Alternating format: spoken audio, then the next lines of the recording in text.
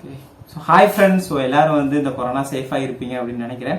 Okay, so இன்னைக்கு வீடியோல வந்துட்டு நம்ம வந்து ப்ரோக்ராமிங் ஸ்கில்ஸை எப்படி இம்ப்ரூவ் பண்ணிக்கிறது அப்படிங்கிற பத்தி தான் பார்க்க போறோம். ஸோ அதுக்கு முன்னாடி நீங்க என்ன நம்ம சேனல் சப்ஸ்கிரைப் பண்ணலன்னா இப்பவே சப்ஸ்கிரைப் பண்ணி பாருங்க, பெல் ஐக்கனையும் கிளிக் பண்ணிருங்க.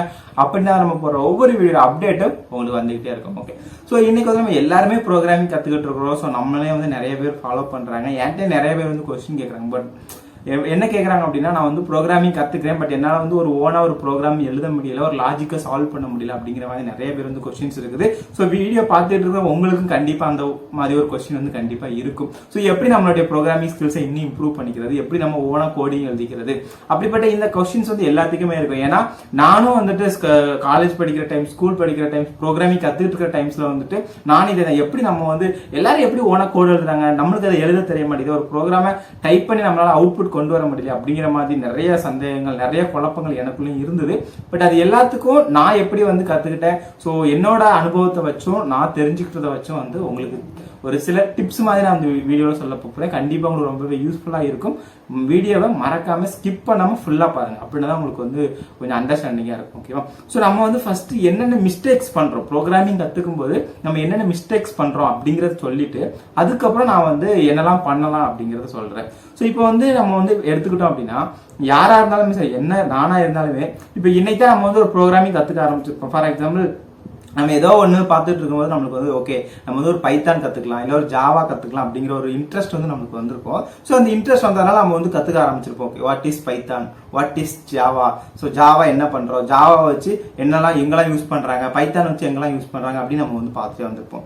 ஸோ என்ன பண்ணுவோம்னா, ரெண்டாவது நாள் வந்த உடனே ஜாவா வச்சு ஒரு ஆண்ட்ராய்டு அப்ளிகேஷன் டெவலப் பண்ணலாமா அப்படின்னு நம்மளுக்கு வந்து யாராச்சும் சொல்லுவாங்க. இல்லை நம்ம எங்கேயாச்சும் நெட்டில் பார்த்துட்டு இருக்கும்போது, யூடியூப்ல பார்த்துட்டு இருக்கும்போது ஒரு வீடியோ வரும், how to develop Android application using Java. உடனே நம்ம அந்த வீடியோ போய் பார்த்துட்டு அப்ப நம்ம இன்னில இருந்து ஆண்ட்ராய்டு அப்ளிகேஷன் டெவலப் பண்றது எப்படி அப்படிங்கறத நம்ம வந்து பார்க்க ஆரம்பிச்சிடும்.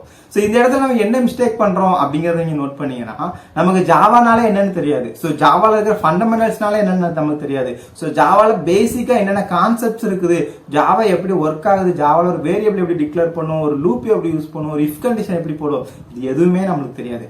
ஆனா நம்ம டைரக்டா எங்க போய் நிற்போம், ஒரு வெப்சைட் டெவலப்மெண்ட் பண்றது எப்படி, ஒரு ஆண்ட்ராய்டு ஆப் டெவலப்மெண்ட் பண்றது எப்படி, ஒரு ப்ராஜெக்ட் டெவலப்மெண்ட் பண்றது எப்படி. ஸோ இந்த மாதிரி நம்ம வந்து போய்கிட்டு இருக்கோம். ஸோ இதான் நம்ம வந்து இன்னைக்கு நிறைய பேர் பண்ற மிஸ்டேக்ஸ். ஏன்னா நானும் அந்த மிஸ்டேக்கை பண்ணியிருக்கிறேன். ஸோ இதுக்கு நம்ம என்ன பண்ணணும்னா, ஃபர்ஸ்ட் நீங்க வந்து ஒரு ப்ரோக்ராமிங் கத்துக்க போறீங்க, அது எந்த ப்ரோக்ராமிங் வேணாலும் இருக்கலாம். ஓகேவா?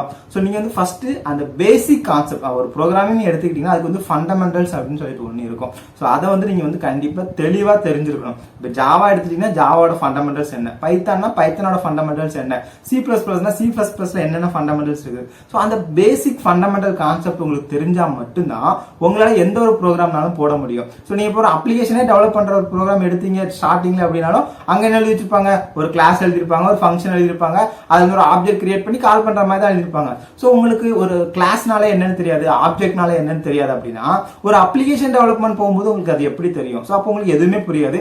சோ அப்ப அந்த டைம்ல என்ன ஆகும், நம்மளுக்கு நம்மளுக்கு வந்து மொபைல் அப்ளிகேஷன் டெவலப்மெண்ட் பண்றது, இல்ல வெப்சைட் டெவலப்மெண்ட் பண்றதுலாம் பெரிய கஷ்டமான வேலை போல, நிறைய என்னெல்லாமோ பண்ணி வச்சிருக்காங்க, நம்மளுக்கு ஒண்ணுமே புரியல அப்படிங்கிற ஒரு நெகட்டிவ் மைண்ட் செட் நம்மளுக்கு வந்துடும். ஸோ அதனால நம்ம என்ன பண்ணணும், ப்ரோக்ராமிங் கத்துக்கும் போது நீங்க வந்து கண்டிப்பா ஸ்டெப் பை ஸ்டெப்பா தான் போகணும். ஸோ ஃபர்ஸ்ட் நீங்க வந்து கண்டிப்பா பேசிக்ஸ் திங்ஸை நீங்க வந்து தெரிஞ்சுக்கோங்க. ஓகே, பேசிக் நான் எப்படி கத்துக்கலாம்னா, பேசிக்ல இப்போ வந்து பாத்தீங்கன்னா ரொம்ப ஒவ்வொரு லாங்குவேஜுக்கும் பேசிக் மாறுமான்னு சொல்லி கேட்டீங்கன்னா மாறாது. சின்டாக்ஸ் வேணா மாறலாம். இப்போ ஜாவால வந்துட்டு ஒரு ஃபார் லூப் அப்படின்னு அதோட சின்டாக்ஸ் வேற மாதிரி இருக்கலாம். பைத்தான்ல அதோட ஃபார் லூப் பாத்தீங்க அப்படின்னா அதோட சின்டாக்ஸ் வேற மாதிரி இருக்கலாம். பட் எக்ஸிகியூஷன், ஒரு லாஜிக் அப்படி நீங்க பாத்தீங்க அப்படின்னா எல்லா ப்ரோக்ராமிங் லாங்குவேஜஸ்க்குமே நம்மளுக்கு வந்து சேம் கான்செப்ட் தான். ஓகேவா? சோ நீங்க வந்து பேசிக் கத்துக்கோங்க. பேசிக் கத்துட்டு நீங்க அடுத்து என்ன பண்ணணும்னா, உங்களால எவ்வளவுக்குள்ள முடியுமோ அவ்வளவுக்குள்ள நீங்க வந்து பிராக்டிஸ் பண்ணுங்க.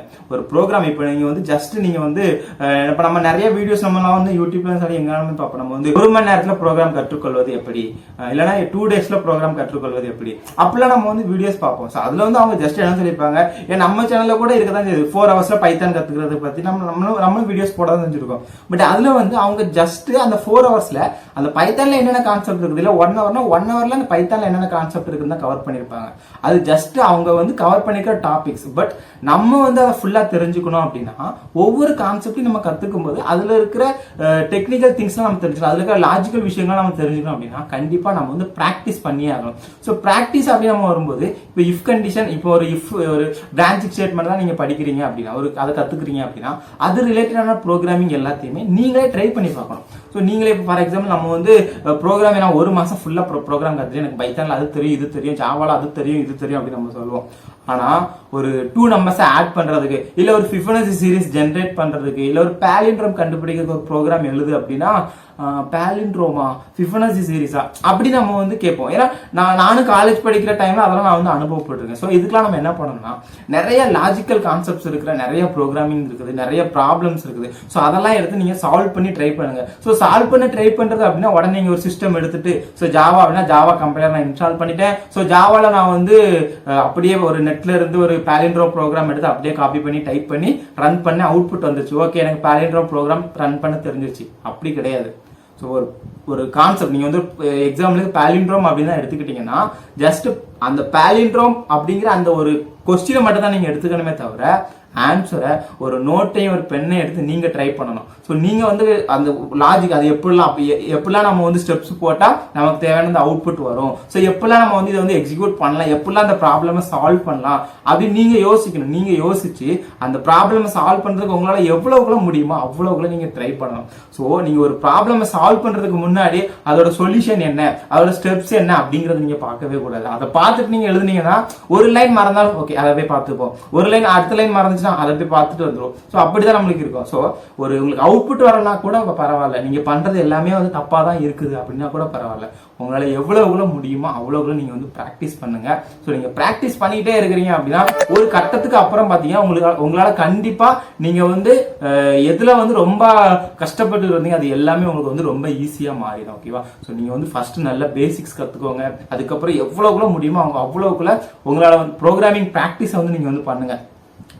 உங்களால முடிஞ்ச அளவுக்கு உங்களுடைய லாஜிக்கல் திங்கிங்கை நீங்க வந்து இம்ப்ரூவ் பண்ணுங்க. ஏன்னா லாஜிக்கல் திங்கிங்கை இம்ப்ரூவ் பண்ணாதான் நம்மளால வந்து ஒரு லாங்குவேஜை யூஸ் பண்ணி ஒரு ஃபுல்லா ஒரு கோடிங் வந்து நம்மளால டெவலப் பண்ண முடியும். ஓகேவா? ஸோ அதுக்கப்புறம் உங்களால முடிஞ்ச அளவுக்கு ஒரு ஸ்மால் ப்ராஜெக்ட்ஸ், ஒரு சிம்பிள் கால்குலேட்டர் டிசைன் பண்றது, ஸோ இல்லைன்னா ஒரு லாகின் ஃபார்ம் டிசைன் பண்றது, ஸோ இந்த மாதிரி ஒரு சிம்பிள் ப்ராஜெக்ட்ஸ் வந்து உங்களால முடிஞ்ச அளவுக்கு நீங்க வந்து ட்ரை பண்ணி பாருங்க. ஸோ அதாவது நான் என்ன சொல்றேன்னா எல்லாத்தையும் நீங்க வந்து கோடிங் வந்து நீங்க வந்து பண்ணிட்டே இருக்கணும். ஸோ நீங்க வந்து ஜஸ்ட் மக்கப் பண்றது இல்லைன்னா ஜஸ்ட் நான் வந்து யூடியூப் வீடியோ பார்த்தா எனக்கு புரிஞ்சிருச்சு அப்படி கிடையாது.